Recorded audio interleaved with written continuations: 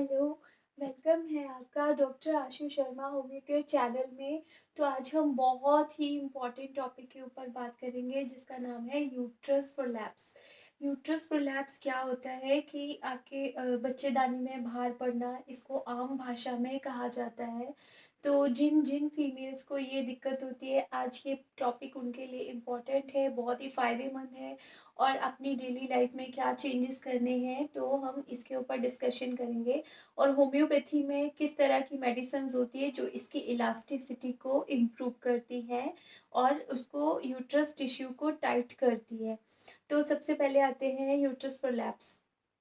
Uterus prolapse जो होता है जनरली एल्डरली फीमेल्स में होता है, जो फीमेल्स के बच्चे जो फैमिली प्लानिंग कंप्लीट कर चुकी हैं, जो जिनकी एक्सरसाइज बहुत अच्छी नहीं रहती है या वो अपने ऊपर कम ध्यान देती हैं, तो ज़्यादातर उन फीमेल्स में देखने को मिलता है। और दूसरी चीज़, जिनकी नॉर्मल डिलीवरीज हुई हैं, जिनकी जैसे 2 या 3 डिलीवरी नॉर्मल हुई हैं, या पहले ज़माने में तो इससे भी ज़्यादा हुआ करती थी, तो जिनकी भी 2 या 3 से ज़्यादा नॉर्मल डिलीवरी है, उनको ये यूट्रस प्रोलैप्स की दिक्कत जो होती है वो अ, एक एल्डर एज में जाके फेस करनी पड़ती है। अब इसके जो सबसे पहले हम कारणों पे आते हैं, तो हमने कारण डिस्कस कर लिए कि मल्टी ग्रेविडा बहुत सारे बच्चे जिनके हैं, या फिर जिनके जो नॉर्मल डिलीवरीज हैं वो ज़्यादा हुई हैं, या अबॉर्शन हुए हैं, मिसकैरेज हुए हैं।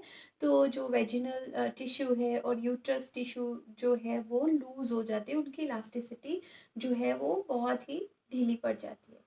अब क्या करें कि जो किस तरह का होता है, ये 3 तरह का होता है: स्टेज 1, स्टेज 2 एंड स्टेज 3।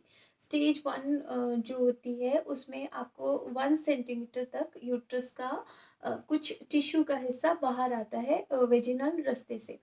तो उसमें क्या रहता है, पेन होगी फीमेल को, प्रेशर पड़ेगा अब्डोमेन पे, और पेनफुल यूरिनेशन होगी, पेनफुल इंटरकोर्स होगा, और पेनफुल ही उसकी जो लोअर पेल्विस एरिया है वो हमेशा पेनफुल रहेगा। कॉन्स्टिपेशन भी हो सकती है, डायरिया भी हो सकता है फीमेल में। जो स्टेज 2 आती है उसमें मोर देन 1 सेंटीमीटर से ज़्यादा साइज़ बाहर आ जाता है इसका यूट्रस का। तो उसमें क्या रहेगा कि मेडिसिन्स रहेंगी। मेडिसिन स्टेज 1 में ही हम देना शुरू कर देते हैं।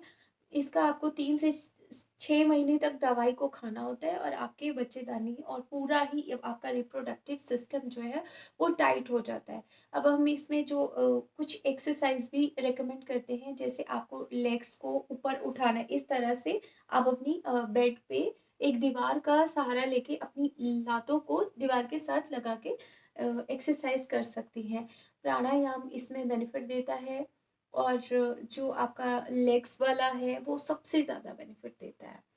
और जिन फीमेल में ये दिक्कत है जैसे 1 सेंटीमीटर, तो उनका वो मेडिसिन से क्योर हो जाता है।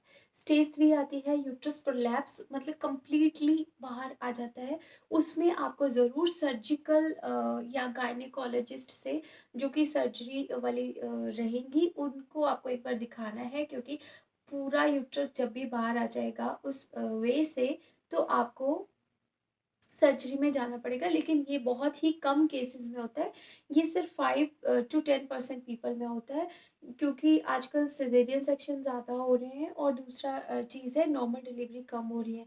दूसरी एक और है कि फीमेल ज़्यादा बच्चे भी नहीं पैदा करते, तो उस वजह से उनका यूट्रस जो है वो सिंपल स्टेज 1 या स्टेज 2 तक ही सिम्टम्स देखने को मिलते हैं। अब आपको ये स्टेजेस डिस्कशन हो गई, सिम्पटम्स भी हो गए कि बच्चेदानी का जो भार हमेशा उसको लाइंग डाउन सेंसेशन रहेगी, उसको ऐसे लगेगा कुछ डिस्चार्ज हो रहा है, पेन रहेगी, डायरिया रहेगा, पेट हमेशा उसका खराब रहेगा, क्योंकि यूट्रस जो है वो अपनी पोजीशन पे नहीं रहता। तो इसमें होम्योपैथी दवाइयों से बहुत अच्छा इलाज है।